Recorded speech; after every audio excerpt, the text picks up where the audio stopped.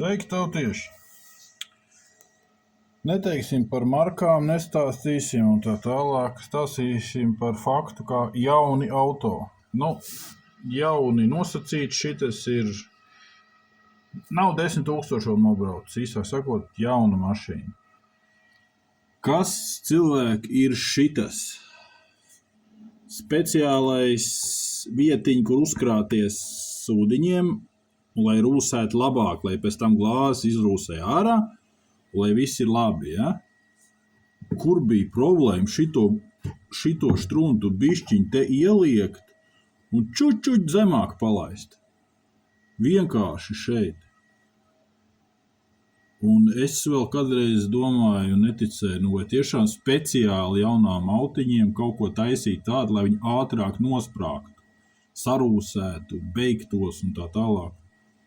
Aleluja, lūdzu. Lai ātrāk sarūsētu. Labi, ne pēc gada, ne pēc 2, ne pēc 3 viņš būs caurs, bet viņš būs caurs daudz ātrāk nekā šeit, uzliekot vienkārši pareizu plastmasu. Tas pats variants ir šajā pusē. Te ir normāls, pat krīļņīgs plastmas tā tālāk, un te ir uztaisām smuku tādu vietiņu, te lai tiek iekšā tomēr pie sliekšņa. Lai te var vairāk tikt iekšā ūdeņi. Aiztaisi viņu ciet, un te ir smuks nobeigums apaļš. Uz sliekšņa nekas nenāk virsū. Priekš kam ir šitāds? Es nevaru vairāk. Es kādreiz neticēju tādās sazvērestības teorijām, bet es redzu, ka tieši tas tiek taisīts speciāli.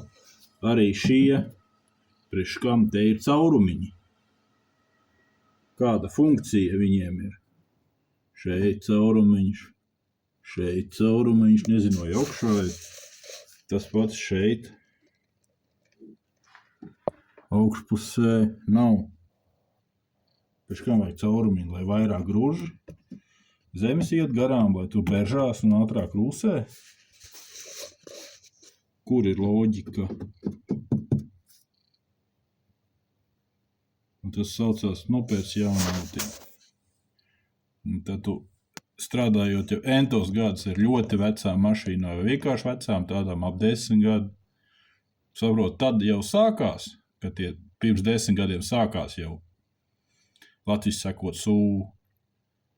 Tagad jau tā ir speciāli, lai ātrāk būtu viss slikti.